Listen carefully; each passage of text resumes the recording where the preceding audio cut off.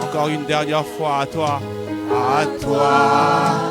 le pouvoir, à toi la puissance, à toi la gloire, à jamais.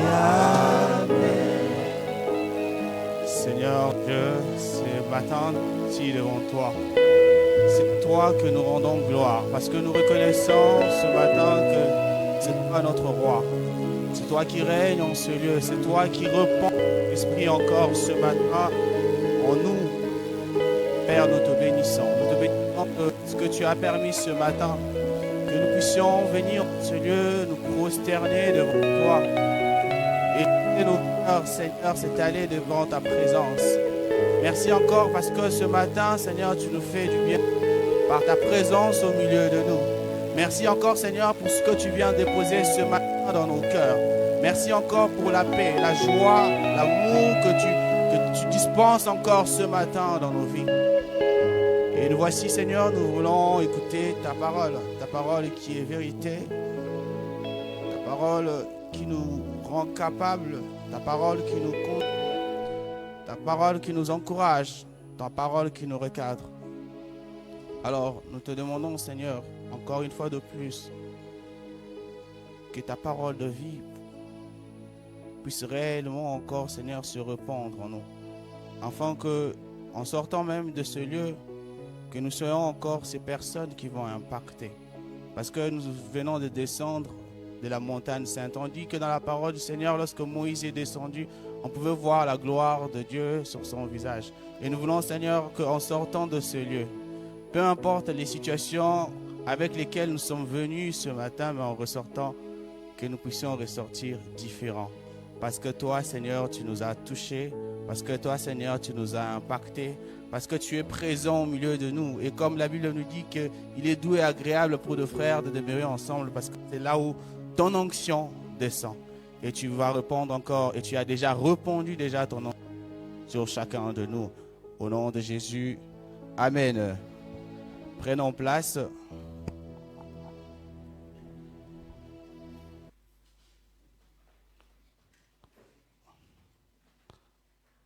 Donc, je vous salue au nom du Seigneur.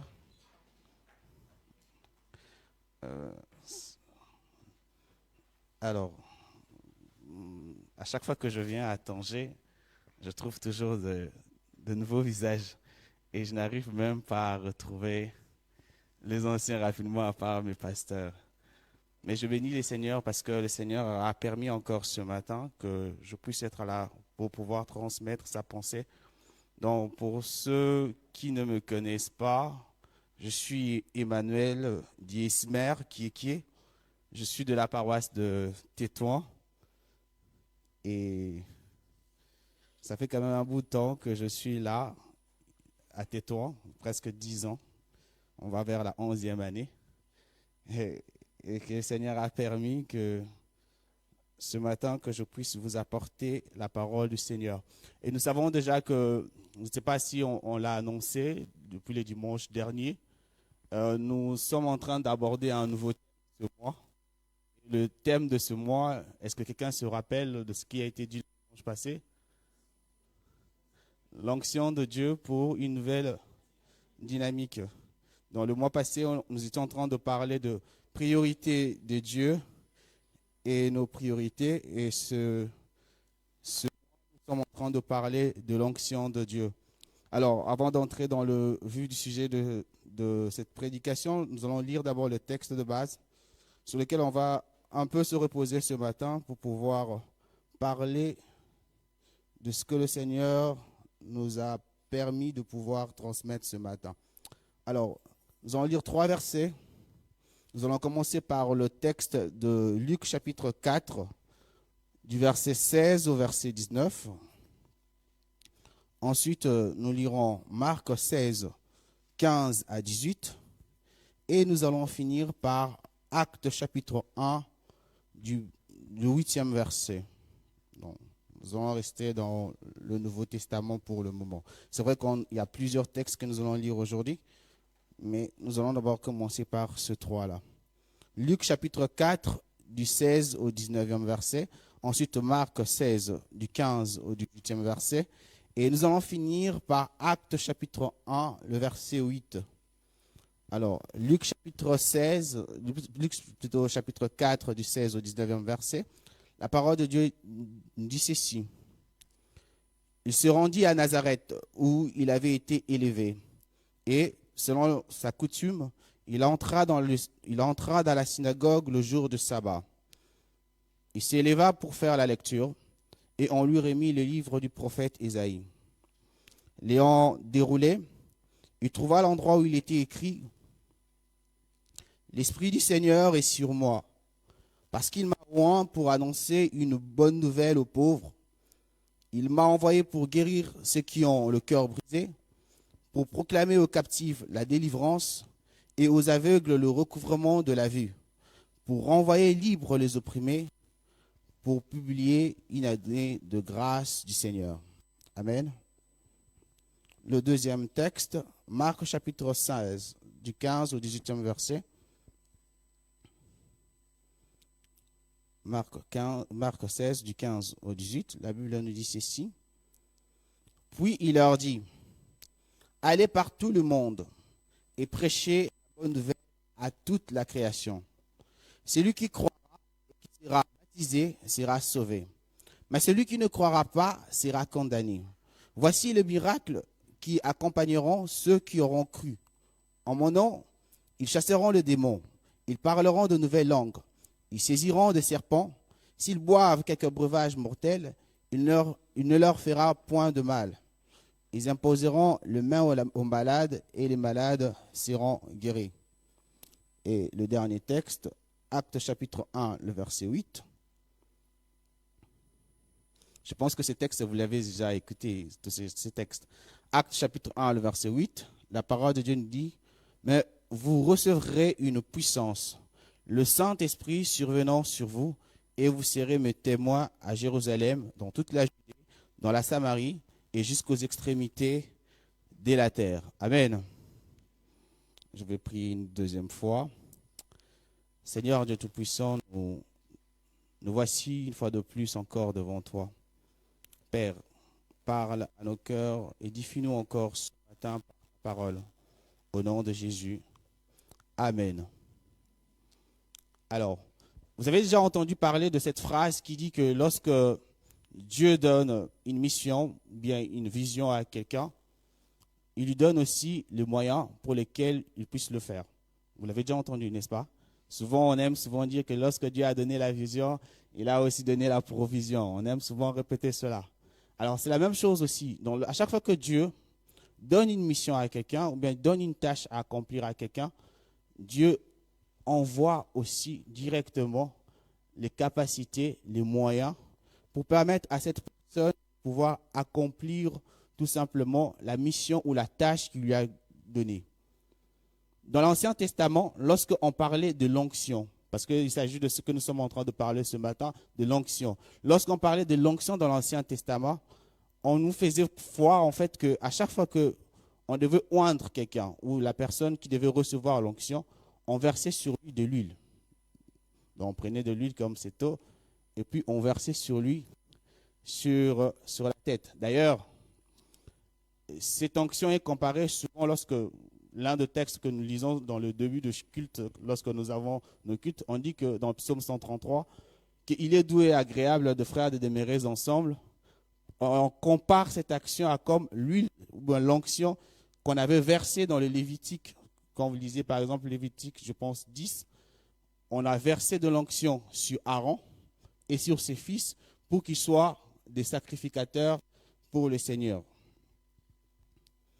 Donc, l'action de oindre quelqu'un dans l'Ancien Testament a été mise dans ce contexte-là de souvent verser de l'huile ou répandre de l'huile. Et le terme hébreu Misha symbolisait tout simplement que à chaque fois qu'on versait de l'huile sur quelqu'un, il y avait le Saint-Esprit qui était sur cette personne et qui l'aidait à pouvoir tout simplement faire la mission ou accomplir la mission que le Seigneur lui avait donnée. Mais pourtant, si vous revenez maintenant dans le Nouveau Testament, ça n'a pas le même sens. Bon, ce n'est pas le même verbe qui est utilisé. On ne verse pas l'huile, mais on a l'impression que le verbe qui est dit, c'est le verbe charisma, c'est en grec. Ça dit tout simplement, c'est comme si on vous frottait de l'huile. Elle n'a plus le même sens. Je vais expliquer les deux sens. Elle n'a plus le même sens de verser de l'huile. Parce que lorsqu'on verse de l'huile, cela demande aussi une certaine chose. Ça demande à ce que la personne à qui on verse de l'huile, il lui est demandé d'une certaine manière de se disposer. Est-ce qu'on comprend ce que je suis en train de dire? Quand on verse de l'huile sur quelque chose, il faut que le récipient qui reçoit soit disposé à recevoir l'huile. Et l'huile qu'il reçoit, l'onction qu'il reçoit, ce n'est pas pour lui, tout simplement. C'est pour que cette onction-là, il puisse la redonner, la transmettre. Alors, il devient à ce moment-là comme étant un canal par lequel le Seigneur passe pour atteindre les personnes. Les prophètes, les rois, ils recevaient de l'onction, mais l'onction-là était sur eux, mais ils étaient des canaux, soit pour diriger ou pour transmettre la pensée du Seigneur. Et c'est comme ça que l'onction opérait d'une certaine manière dans l'Ancien Testament. Mais dans le Nouveau Testament, elle prend une autre connotation, elle va beaucoup plus loin. Il ne s'agit pas simplement de verser de l'huile, ou bien d'être un canal par lequel le Seigneur passe. Le verbe qui est utilisé, c'est le verbe charisme, comme je l'ai dit tout à l'heure, il parle de frotter de l'huile. Et quand on dit frotter de l'huile, on peut utiliser un autre verbe. C'est comme si on vous appliquait de l'huile. Et lorsqu'on vous applique quelque chose, imaginez ce matin, vous êtes forcément réveillé, vous avez appliqué les laits de beauté sur votre corps, n'est-ce pas? Quand vous appliquez de l'huile, c'est comme si c'est une forme de revêtement que vous imprégnez. Une forme de revêtement. Là où c'était sec, ça devient, je ne sais pas comment on appelle ça, humide, on peut dire humide. Pourquoi? Parce que ça prend beaucoup plus un sens de revêtement. Et dans le Nouveau Testament, on voit à chaque fois qu'on parle de l'onction, l'onction est comme un revêtement. Un revêtement qui nous permet de pouvoir tout simplement faire la mission. Alors si on regroupe les deux exemples, que ce soit dans l'Ancien Testament et le Nouveau Testament, si on veut définir un peu l'onction, on peut dire tout simplement que l'onction, c'est la capacité que Dieu met en nous pour accomplir son œuvre, tout simplement. C'est la capacité que Dieu met en nous pour accomplir son œuvre. C'est la provision divine en fonction de la responsabilité qu'il nous confie. je répète encore, c'est la provision divine en fonction de la responsabilité que Dieu nous confie. Pour faire l'œuvre de Dieu, pour accomplir la mission que le Seigneur nous a donnée sur cette terre, il faut impérativement que nous puissions avoir son onction. Sans l'onction de Dieu, nous ne pourrons pas faire la mission ou encore la tâche que le Seigneur nous a donnée. Donc, si nous n'avons pas l'onction de Dieu, nous ne pouvons rien faire. Nous ne pouvons rien accomplir. Nous ne pourrions rien atteindre comme mission ou bien la tâche que le Seigneur nous a donnée. Il faut impérativement que nous ayons son onction. C'est l'onction qui nous met et qui nous permet de pouvoir travailler. C'est l'onction qui nous permet de pouvoir faire quelque chose. Quand nous lisons Actes, le verset 1-8, le Seigneur Jésus est en train de parler. Il leur dit que vous allez recevoir une puissance qui va venir sur vous. Ils ont écouté depuis le Marc 16, 15 à 18, la mission qui les avait été donnée. La mission était d'annoncer la parole de Dieu, de pouvoir faire ce qui doit être fait. Mais tant qu'ils n'avaient pas reçu l'onction, ils ne pouvaient pas commencer la mission. Ils devaient attendre qu'ils puissent recevoir l'onction de Dieu pour permettre à ce qu'ils puissent s'engager à faire quelque chose. Donc, quand on n'a pas encore reçu quelque chose, même si on a tout ce qu'on doit faire, on ne peut pas aller. Parce qu'on va forcément échouer ou forcément on sera buté à des problèmes que nous ne pourrons pas résoudre.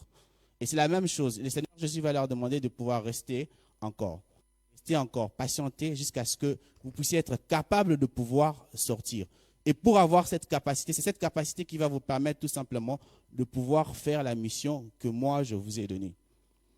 Étant chrétiens, croyant au Seigneur Jésus, nous tous, nous avons reçu la mission. Mais tant que nous n'avons pas encore reçu le revêtement, tant que nous n'avons pas reçu encore l'onction de Dieu, il nous est véritablement impossible de pouvoir accomplir la mission. Est-ce qu'on comprend ce que je suis en train de dire ce matin? Nous avons besoin que nous puissions avoir l'onction. Et cette onction, c'est ce qui nous permet tout simplement de pouvoir faire. Alors, pour avoir l'onction de Dieu, il y a plusieurs choses que nous devons, de cette manière, avoir en nous-mêmes déjà. C'est-à-dire qu'il faut d'abord que nous puissions être obéissants, disponibles pour recevoir cela. Quand vous lisez la parole de Dieu, vous allez voir que les apôtres,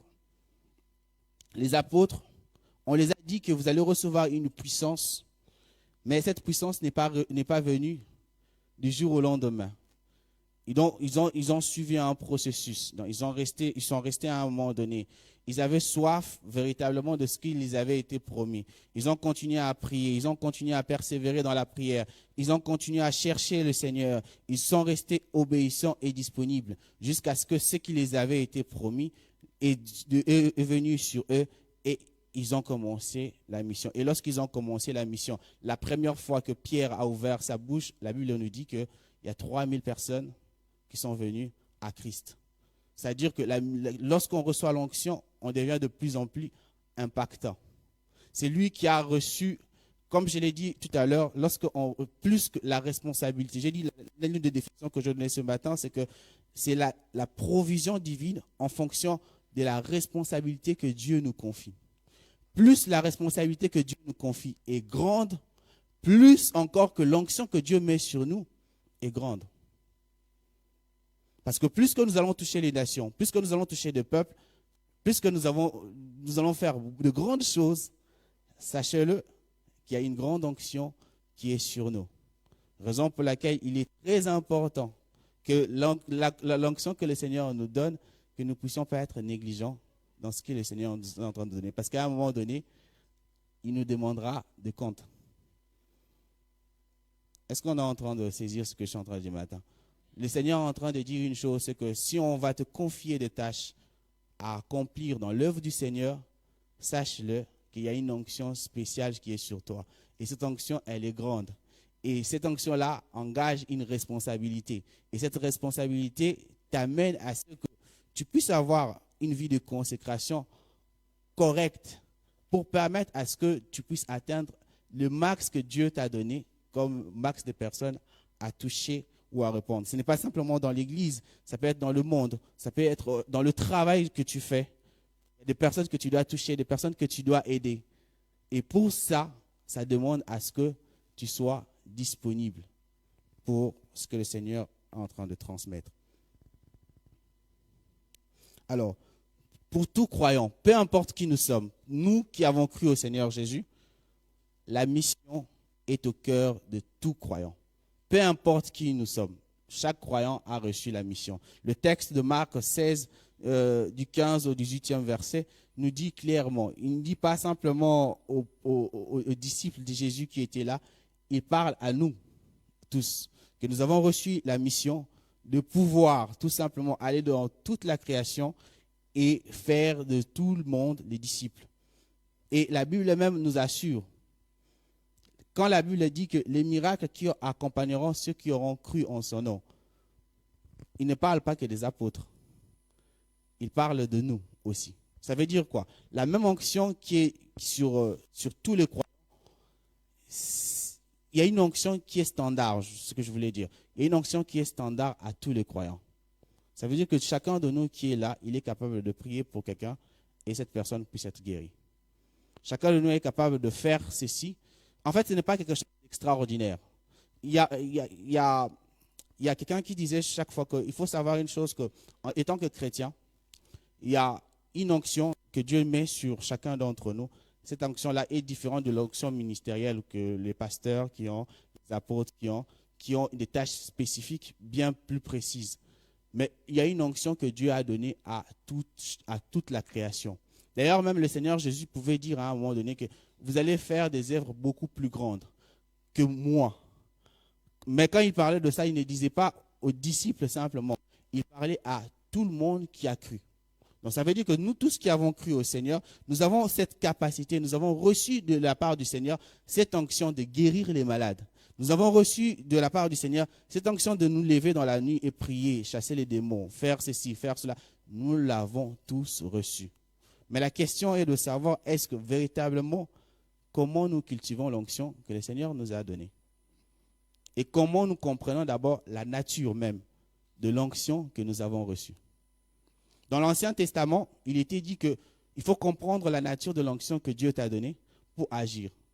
Parce que l'onction a aussi des fois des limitations. Si vous lisez par exemple dans l'Ancien Testament, il y a des personnes qui ont été oints comme étant rois, d'autres ont été oints comme étant sacrificateurs. Ceux qui se font le service du sacerdoce ne peuvent pas faire fonctionner, ils ne peuvent pas, l'onction qu'ils ont reçue ne leur permet pas de pouvoir agir comme le roi. Et ceux qui ont reçu aussi la royauté ne peuvent pas agir, malgré l'onction dont ils ont reçu, comme les sacrificateurs. À chaque fois que Dieu donne l'onction, il le donne pour une mission précise, pour une tâche précise. Et l'onction qu'il donne sur toi permet à ce que tu puisses faire l'œuvre qu'il t'a.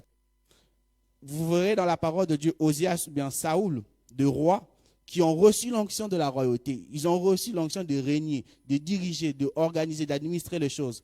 À un moment donné, ils ont voulu prendre la place de la sacrificature. Le Seigneur les a empêchés de pouvoir faire cela. Il les a dit non, non, non, non, non, non, non. Moi, je ne vous ai pas appelé à faire cela. Au moment où je vous ai donné l'onction que j'ai mise sur vous, c'était pour régner. Ce n'était pas pour faire ceci ou faire cela. À David, malgré toute la force, l'onction qu'il a reçue de la royauté, le Seigneur a été précis. Il ne lui a pas donné l'onction de bâtir. Peu importe ce qu'il avait comme richesse. Il a réuni toutes les richesses pour Salomon, mais il n'avait pas reçu l'onction pour bâtir. Parce que le Seigneur ne lui a interdit. Et c'est un bon exemple. Ce qui est bien avec David, qui est l'homme selon le cœur de Dieu, malgré toutes les capacités, malgré tous les moyens, il ne s'est jamais comporté en orgueil ou encore en prétentieux comme on fait les Osias ou encore Saoul, son prédécesseur. Mais il a été cette personne qui a dit non. Le Seigneur ne m'a pas appelé à pouvoir bâtir sa maison. Alors, je vais laisser Salomon faire pourquoi il a été appelé. Vous comprenez? Donc, c'est à ça que le Seigneur aussi nous appelle. Il faut comprendre la nature de l'onction qui est sur chacun d'entre nous. Cette onction, comment elle fonctionne? Comment nous devons l'utiliser? Il y a des choses que je ne peux pas faire. Pas parce que on peut avoir la bonne intention, la bonne volonté de pouvoir faire les choses. On n'est pas là pour aider Dieu. Dieu, on ne l'aide pas. On ne l'aide pas Dieu. Dieu, c'est lui-même qui décide de ce que nous allons faire. Il donne la capacité, il donne les moyens de faire ce qui doit être fait. Si au moment où on commence à sortir un peu du virage, à sortir un peu pour accomplir autre chose, sachez que on commence déjà à se perdre. Et dans le Nouveau Testament, c'est la même chose qui arrive aux disciples de Jésus. À un moment donné, ils sentent qu'ils commencent à régler des problèmes qu'ils ne devaient pas régler. Ils commencent à gérer des choses qu'ils ne devaient pas gérer. La Bible dit à un moment donné, si vous lisez Actes chapitre 6, vous allez trouver qu'à un moment donné, ils se sont arrêtés. Ils ont dit que non, il n'est pas convenable que nous puissions nous occuper des actions qui touchent les veuves et touchent ainsi. Il faut que nous trouvons d'autres personnes qui vont gérer autre chose pour permettre à ce que nous puissions nous consacrer à la prière et à la parole. Parce que c'est cela que nous avons été appelés. Et c'est la même chose aussi dans l'église. On ne peut pas aussi faire tout. On ne peut pas faire tout. Il faut qu'il y ait des personnes qui ont reçu une onction particulière pour accomplir cela. Et ces personnes-là aussi doivent reconnaître qu'il y a une onction particulière qui est sur moi, que le Seigneur a mis sur moi et qui m'amène à travailler. Un homme de Dieu était en train de raconter une histoire. Je n'attaque pas le groupe musical. Il est en train de dire qu'il y avait de gens qui étaient dans un groupe musical et pendant beaucoup de temps, ces personnes-là n'évoluaient pas. Donc, ils venaient, ils répétaient, mais ils n'arrivaient pas à bien chanter. Ça se ressentait qu'ils n'arrivaient pas à bien chanter. L'action, ce n'est pas de bien chanter. Mais c'est de savoir la nature de l'onction qu'ils ont. Or, parmi eux, il y avait quelqu'un qui avait reçu une onction. Cette onction-là, ça ne lui permet pas de chanter. Mais il sait bien organiser les choses. Il peut être dans le groupe musical, mais il n'est pas là pour chanter. Mais il est là pour bien organiser les choses. Il sait comment gérer les personnes. Il sait comment les encadrer. Il sait comment les diriger. Mais le chant comme tel, il ne l'a pas reçu. Mais il était là, mais il ne comprenait pas l'onction qu'il avait sur lui. Des fois, il donnait toujours les idées au respo. Ah, respo, on va faire ceci, on va faire cela. Mais il ne le saisit pas la nature de l'onction qui est sur lui. Pourquoi? Parce qu'il n'a même pas compris qu'est-ce que le Seigneur a mis comme mission pour moi et comment je dois utiliser cette onction pour le mettre véritablement. L'onction que Dieu nous met sur nous permet à ce que nous puissions être efficaces dans l'œuvre de Dieu. L'onction que Dieu nous donne nous permet d'être efficaces. Plus l'onction, nous comprenons, plus nous devenons efficaces dans l'œuvre du Seigneur. Et même dans ce que nous sommes appelés à faire dans le monde. Si vous avez compris l'onction qui est sur vous, même dans le travail que vous faites, vous savez mieux le faire. Et tout le monde qui reconnaît votre travail, il dit non. Cette personne-là, quand on lui donne une tâche particulière, lui, il sait le faire. Parler aux gens, lui, il sait le faire. Défendre les gens, lui, il sait le faire. On ne peut pas donner une autre personne, la tâche doit être mise à cette personne. Donc, l'onction amplifie nos actions. Ça ne veut pas dire que, par exemple, moi qui suis ce matin, je suis en train de vous prêcher, je peux avoir en moi la capacité de bien parler. Mais je peux vous parler et ne pas vous atteindre. Mais lorsque j'ai l'onction de Dieu sur moi, cela amplifie en fait ce que le Seigneur j'avais comme don. Je peux directement vous atteindre. Des fois même, je peux me dire, mais qu'est-ce que j'avais dit ce matin? Qu'est-ce que j'avais accompli? Qu'est-ce que j'ai fait de spécial en fait? Des fois, moi-même, la personne même minimise l'action qu'il a faite, mais à cause de l'onction qui est sur lui, ça a amplifié tout simplement ce qu'il est en train d'être fait. Alors, il y a 3 choses que j'aimerais dire quand même ce matin sur l'onction dont nous devons avoir connaissance parce que c'est très important. Il faut savoir que l'onction que nous recevons de Dieu, elle est sainte et précieuse. L'onction que nous recevons du Seigneur, elle est sainte et elle est précieuse. L'onction que Dieu met sur ses serviteurs, sur ses enfants, elle est si précieuse qu'elle exige une consécration totale. Totale. La Bible nous dit que, par exemple, si nous lisons Lévitique chapitre 8 du 33 au 35e verset, nous allons voir que Aaron, il a été averti de l'onction qu'il avait reçue. On peut lire Lévitique 38, 33, 35. Si on peut nous le projeter. Comme ça, nous allons... Lévitique 8, 33, 35.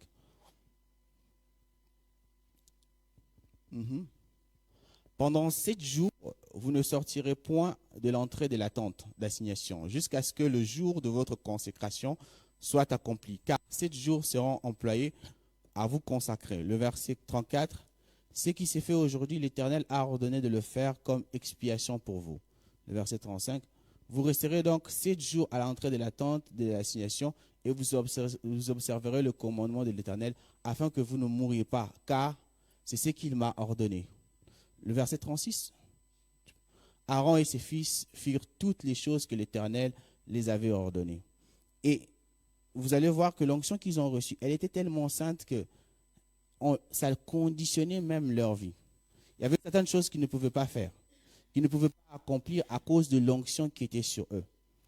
À un moment donné, ces enfants, l'un des enfants d'Aaron, à un moment donné, je pense qu'ils étaient morts. J'oublie le texte carrément, mais ils étaient morts à cause de quelque chose qui s'était passé en fait. La Bible nous précise qu'à un moment donné, ils ont pris quelque chose. Je ne sais pas qu'est-ce qu'ils avaient pris. Ils avaient apporté un autre feu étranger que celui que le Seigneur avait demandé. Et le Seigneur les avait tués carrément. Alors Aaron ne pouvait pas, et ses fils, aller je peux dire, comment on appelle ça en français, quand il y a le deuil, les obsèques, ok. Les obsèques de ses enfants, ils ne pouvaient même pas se rendre à cause de l'onction qu'il avait reçue. Ils ne pouvaient même pas se déplacer. Vous savez, quelqu'un qui vous est cher, il est mort, mais à cause de l'onction que vous avez reçue, vous ne pouvez pas vous déplacer parce que l'onction qu'ils avaient reçue, elle était sainte et précieuse. Et Moïse va leur dire, si vous sortez, vous allez mourir.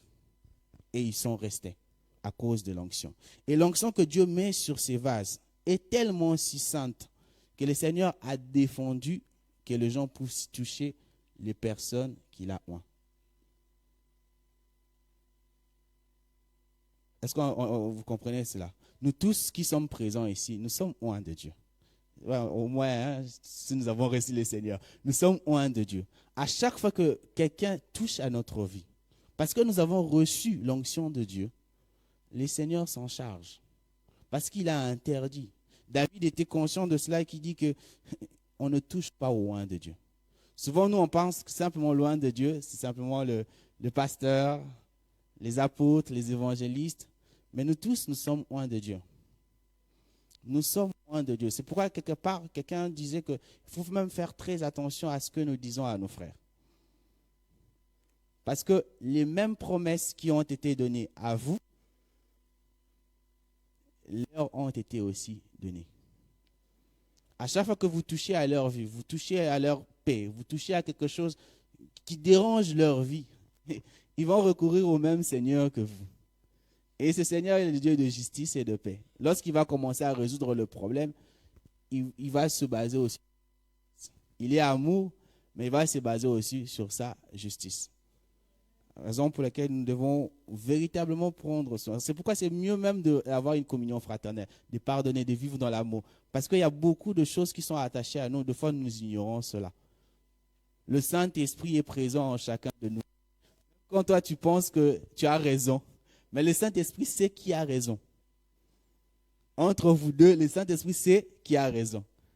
Donc, plus tu lui fais du mal, tu penses que tu lui fais du mal, il va se plaindre. Il va se plaindre chez qui? Chez le Père. Et le Père va faire quoi? Il va trancher. Et il a un témoin plus, je ne sais pas comment on peut dire le Saint-Esprit. Donc, un témoin beaucoup plus sûr. Beaucoup plus sûr. Il entend même ce qu'il y a à l'intérieur. Vous savez, les anges campent autour de nous. Je ne crois pas que les anges ont la capacité de sonder nos cœurs. Non. Mais le Saint-Esprit, lui, connaît les véritables intentions. Même si on ne voit rien, il connaît. Parce que nous avons reçu le même Saint-Esprit.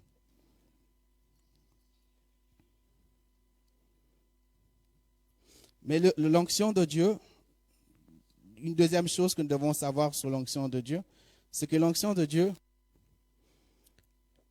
nous permet de faire les œuvres de Jésus. Jésus a dit que celui qui croit en moi fera aussi les œuvres que je fais. Et il en fera de plus grandes. Cela signifie que tout croyant peut recevoir la même onction que Jésus. Jésus a dit tout à l'heure dans le texte que nous avons lu que l'Esprit du Seigneur est sur moi. Il m'a oint pour annoncer la bonne nouvelle. Donc ça veut dire que tout chrétien, tout croyant, il a reçu l'onction d'annoncer la bonne nouvelle. Nous l'avons reçu parce qu'il vit en nous.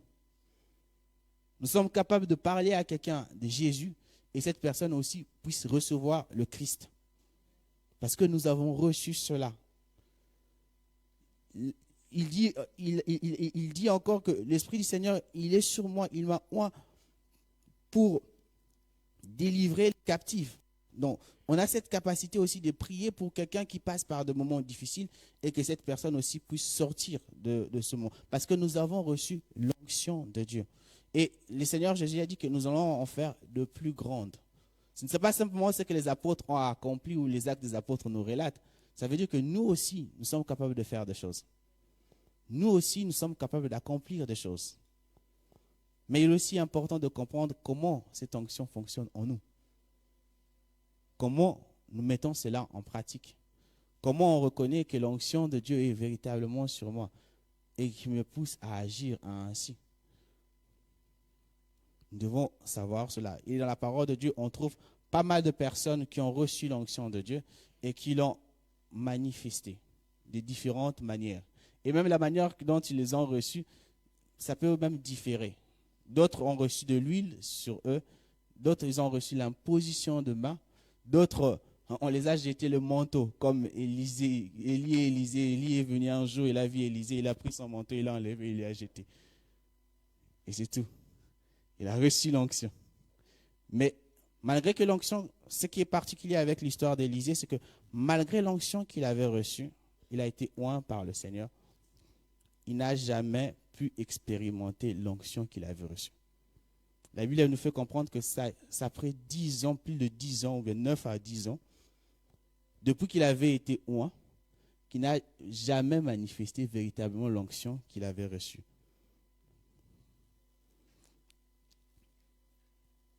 Et bien qu'il a reçu ce manteau d'Élie, il va commencer à demander à Élie, le jour qu'Élie va partir, il va commencer à demander à Élie, donne-moi une double portion de ton esprit. Alors, il a eu le temps. Ce qui est merveilleux avec l'histoire d'Élisée, c'est que Élisée a eu le temps de regarder comment fonctionnait l'onction d'Élie. Il a dit, cet homme est vraiment puissant. Regarde ce qu'il fait. Regarde ce qu'il a accompli. Pendant 10 ans, il a eu le temps de l'observer, sans pouvoir agir. Il a regardé, il a vérifié, il a vérifié, vérifié, vérifié. Il avait reçu l'onction, mais il n'avait jamais commencé la mission. Et à un moment donné, il demande à Élie de lui donner double portion de son esprit. Je me suis toujours posé la question, mais pourquoi il a demandé une double portion de l'esprit? Et quel a été l'impact? Mais lorsque j'ai lu la parole du Seigneur, ça m'a un peu tiqué. Si vous remarquez, si vous lisez vraiment la parole, vous allez remarquer que les miracles qu'Élie a fait, qui sont répertoriés dans la Bible, c'est au nombre de 8. Les miracles qu'Élisée a fait dans la Bible, c'est 16.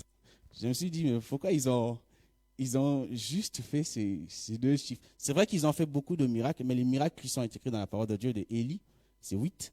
Et celui d'Élisée, c'est 16. Comme c'était le double de ce que Élie a pu faire. Ça semble je me suis dit, bon, ça semble un peu genre, est-ce que les auteurs nous ont pas un peu blagué un peu? Mais on trouve que ce qu'il a demandé, il a reçu cela. Mais ça n'a pas commencé, ça n'a pas été facile pour lui. Bien qu'il ait été oint du Seigneur, ce n'est pas du jour au lendemain qu'il a commencé à agir. Je l'ai dit tout à l'heure, ça fait presque 9 ou 10 ans. Et même quand Élie est parti dans le ciel, il lui a jeté le manteau. En lui-même, je suis sûr, quand j'ai lu la parole de Dieu, il doutait encore qu'il avait reçu l'onction de Dieu. Vous pouvez recevoir l'onction de Dieu et vous doutez vraiment, est-ce que vraiment j'ai reçu l'onction de Dieu? Est-ce que vraiment j'ai reçu l'onction de Dieu? On peut recevoir l'onction de Dieu et s'interroger et douter un peu. Est-ce que vraiment, si je prie vraiment pour telle personne, il va guérir? Est-ce que si vraiment j'annonce la parole de Dieu, je vais vraiment faire ça? Est-ce que vraiment l'onction que le Seigneur m'a révélée, c'est vraiment ça ou pas? On peut le lire, hein, on peut les lire. C'est mieux de lire la parole de Dieu que de pouvoir l'interpréter comme je le fais. 2 Rois chapitre 2.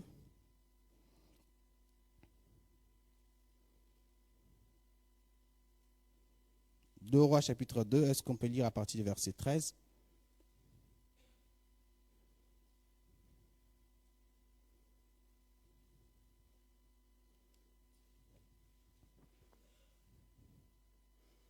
Élie, 13, et il releva le manteau.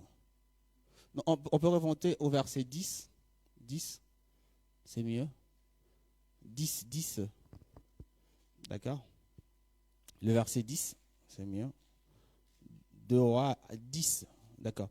Élie dit, tu demandes une chose difficile, mais si tu me vois pendant que je serai enlevé d'avec toi, cela t'arrivera ainsi. Sinon, cela n'arrivera pas. Le verset 11. Comme il continuait à marcher en parlant, voici un char de feu, de chevaux de feu, les séparèrent l'un de l'autre. Et Élie monta au ciel dans un tourbillon. Élisée regardait et criait, mon père, char d'Israël et sa cavalerie. Il ne le vit plus. Saisissant alors ses vêtements, il les déchira en 2 morceaux. Il s'éleva et il releva le manteau qu'Élie avait laissé tomber, puis il retourna et s'arrêta au bord du Jourdain. Le verset 14. Il prit le manteau qu'Élie avait laissé tomber et il frappa les eaux. Il frappa les eaux. Il a frappé les eaux. Il a crié, où est l'Éternel, le Dieu d'Élie? Il s'est questionné véritablement. On va donner quelque chose. Est-ce que véritablement ce que j'ai reçu, d'accord? Est-ce que vraiment ce que j'ai reçu de la part du Seigneur, je peux véritablement le manifester? Il est parti, c'est un acte de foi. Mais aussi, cet acte aussi nous montre combien aussi de fois nous sommes humains. Malgré tout ce que le Seigneur a déposé en nous, des fois on se pose vraiment des questions sur certaines choses. Mais il est parti, il a frappé et il a crié, où est le Dieu d'Élie? Où est le Dieu d'Élie? Lui aussi, il frappa les eaux et se partagèrent ça et là. Et à un moment donné, les eaux se sont partagées et il est passé. Et il a dit, ok, voici maintenant, c'est mon premier miracle, le signe qui montre que j'ai reçu véritablement l'onction. Et quand vous lisez le chapitre 3, vous trouvez que c'est quelqu'un de différent. C'est plus quelqu'un qui doute. C'est quelqu'un qui a la maîtrise de l'onction, de ce qu'il est. Et même quand il est en colère, il dit que non, l'onction n'agit pas comme ça sur moi. Appelez-moi quelqu'un qui va jouer un peu de quelque chose, un peu de la musique. Et une fois qu'il va jouer, je saurai maintenant savoir comment je vais dire les choses. Pourquoi? Parce qu'il a de la maîtrise sur son onction. Ce n'est plus la même personne qui doute. Ça veut dire qu'il faut faire un pas avec le Seigneur. Il faut grandir avec les Seigneurs. Parce que vous avez reçu l'onction de Dieu, vous êtes capable de faire de grandes choses. Mais pourquoi l'Église a-t-il besoin de l'onction aujourd'hui? Pourquoi vous et moi, nous avons besoin de l'onction aujourd'hui? Nous avons besoin aujourd'hui de l'onction pour tout simplement d'être impactants. Nous avons besoin de l'onction, nous tous, être impactants. Nous l'avons reçu. Nous l'avons reçu du Seigneur, mais nous devons nous revêtir de cela et être conscients de cela et véritablement de faire tout que ça coule. Que l'onction du Seigneur coule en nous. Que nous ne soyons pas de ceux qui empêchent l'onction de couler. Que nos actions ne soient pas ceux qui empêchent l'onction de couler. L'onction est en nous, mais il doit sortir. C'est qu'on dit que de vives eaux couleront en nous, n'est-ce pas? Imaginez si les vives eaux qui doivent couler, vous bloquez les portes qui doivent toucher. À cause de peut-être notre imperfection, à cause de nos péchés, parce qu'on veut se plaire à soi-même et on empêche l'eau du Seigneur de pouvoir couler. Le Seigneur, ce qui est merveilleux avec le Seigneur, c'est que le Seigneur ne nous oblige pas à ouvrir les portes. Il a mis cela en nous, mais c'est à nous d'ouvrir les portes. Plus que nous ouvrons grandement les portes, plus que le flot du Saint-Esprit se répand sur l'humanité. Plus que nous ouvrons grandement les portes, plus que les eaux se répand sur l'humanité. Mais plus que nous fermons les portes, plus que les personnes ne seront pas touchées, plus que les personnes ne sont pas touchées, plus aussi notre sens même sur la terre commence à perdre sa saveur.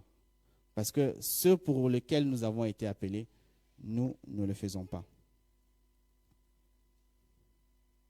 Le monde ne peut être évangélisé sans l'onction et la puissance de Dieu. On veut avoir une église qui va grandir. On veut avoir une église qui va avoir 300, 500, 150 personnes. On veut avoir une vie où on va être plus riche, beaucoup de choses. Être cette personne qui va aider un grand nombre de personnes. Sans l'onction de Dieu, sans la puissance de Dieu, nous ne pourrions rien faire. Nous avons besoin de l'onction de Dieu. Et cette onction nous a été déjà donnée. Mais au-delà de cette onction, nous pouvons encore désirer plus. Nous pouvons encore désirer plus. Parce que si on se limite simplement à l'onction que nous avons, parce que chaque croyant a une onction particulière, si nous ne limitons qu'à cela, c'est comme si on a ouvert simplement une de nos portes. Alors que toutes les portes sont possibles. Ça veut dire, on a dit tout à l'heure, l'Esprit du Seigneur est sur moi, il m'a oint pour annoncer la bonne nouvelle. On n'ouvre pas que la porte de la bonne nouvelle, d'annoncer la bonne nouvelle. Il faut aussi ouvrir la porte qui permet à ce que vous puissiez guérir les malades. Il faut ouvrir la porte qui vous permet de... Il faut ouvrir toutes les portes que le Seigneur a mis dans votre vie. Le temple est grand. Nous sommes le temple du Saint-Esprit. Et le temple est grand et il y a en nous. Ouvrons tout simplement le port du Seigneur et laissons la gloire qui est sur nous se répandre sur le monde entier. Amen. Alors nous allons prier.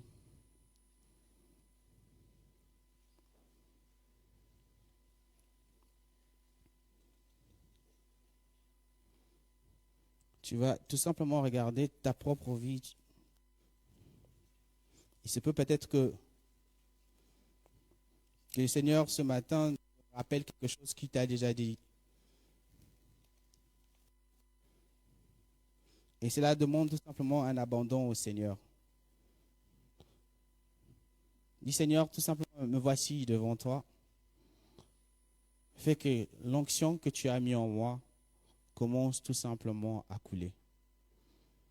Que l'onction que tu as déposée sur moi commence vraiment à couler. L'onction que tu as mis en moi commence à couler. J'ai une mission, j'ai une tâche, j'ai une famille que je dois nourrir. Et tu as mis l'onction sur moi, celui de pouvoir accomplir des tâches pour la famille, d'accomplir des tâches pour le monde, d'accomplir la tâche pour l'Église. J'ai une mission particulière, mais pour cela, j'ai besoin que l'onction commence à couler. Si Seigneur, autrefois, j'avais fermé les portes moi-même par ma propre vie, ce matin, je m'abandonne à toi. Je demande tout simplement ta direction, tes conseils, afin que l'onction que tu m'as donnée puisse tout simplement couler ce matin. Prions. Seigneur, nous voici devant toi. Et quand nous regardons ta parole, nous voyons bien des hommes, Seigneur, qui ont laissé, Seigneur, tout simplement ton onction couler en eux. Cette onction qui coule, nous voulons véritablement être cette lumière du monde. Nous voulons briller, Seigneur. Nous voulons briller, Seigneur, dans ce monde.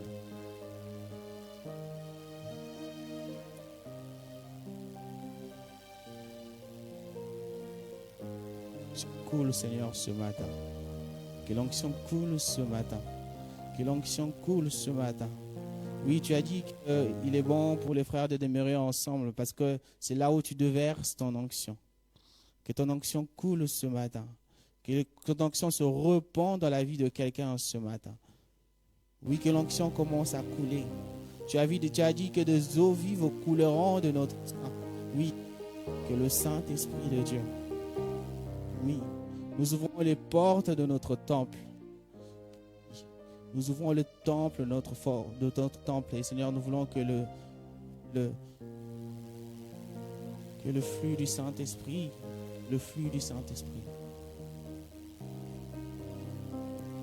Si nous sommes cette personne qui doit apporter de la joie dans une famille, et que tu as placé en nous cette onction de joie, cette onction de joie qui fait en sorte que peu importe les problèmes que les autres peuvent passer, Mais nous avons reçu l'onction de joie qui donne la joie aux autres.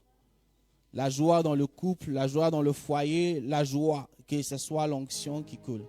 Si Seigneur, tu as mis en nous l'onction de parler de toi.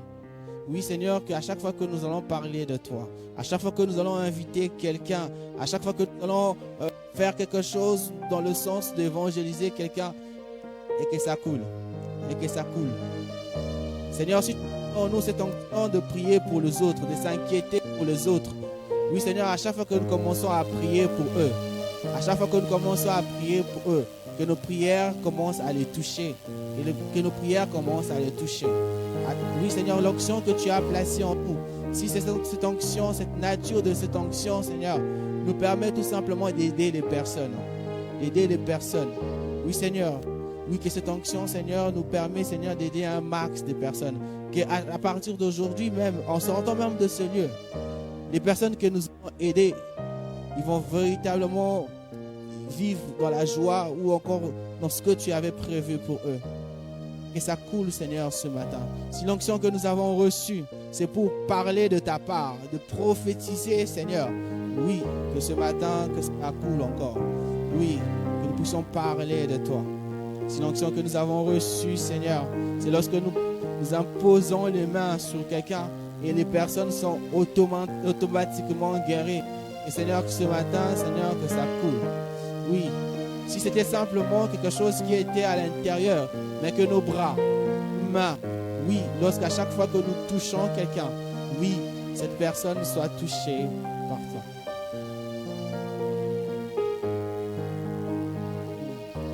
Si l'onction que tu as mis pour nous, Seigneur, c'est de pouvoir bien gérer les personnes, Seigneur, alors que ça a vu de tous, que soit vu de tous, Seigneur, au nom de Jésus. Au nom de Jésus.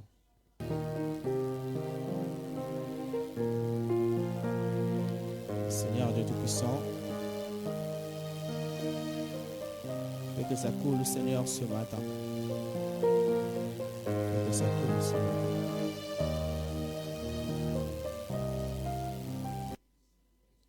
Excellent Père Dieu de gloire, nous te bénissons encore ce matin. Merci encore pour ta parole.